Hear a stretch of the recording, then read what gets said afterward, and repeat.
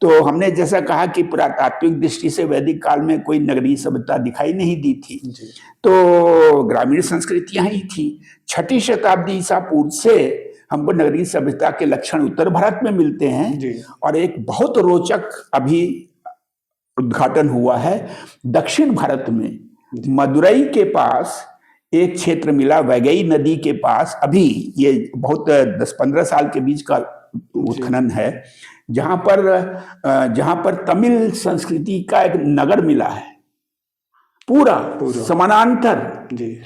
उस पर बड़ा राजनीतिक विवाद चल रहा है आजकल उसको, क्योंकि वो जो परंपरागत हम लोग की अवधारणा है इतिहास में कि उत्तर भारत से संस्कृति फैलते फैलते दक्षिण भारत में पहुंची, इस तरह की जो अवधारणाएं हैं उसके सामने प्रश्न चिन्ह खड़ा हो गया है। तो उसके वजह से वो एक राजनीतिक विषय बन चुका है। तमिलनाडु सरकार और हमारी केंद्र सरकार के बीच में दोनों टकरा रहे हैं। हाँ, तो वो जो संस्कृति है खिल्लड़ी जगह है, इसको कहते हैं खिल्लड़ी संस्कृति।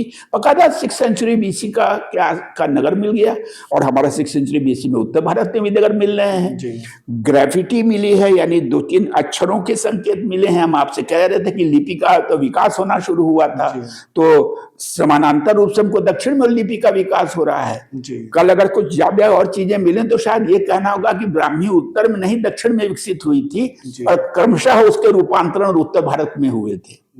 अभी तो हम लोग यही देख के चलते हैं कि ब्राह्मी, और हमको पहला ब्राह्मी मिलती है अशोक की, लेकिन अशोक की ब्राह्मी का ही हम मानते हैं रूपांतरण। फिर द्रविड़ अशोक ने जो दक्षिण में अभिलेख लिखवाए उसमें लिपियों में फर्क हुआ, और उसकी वजह से जो की है चीजें ये लिपियां बदलती गई।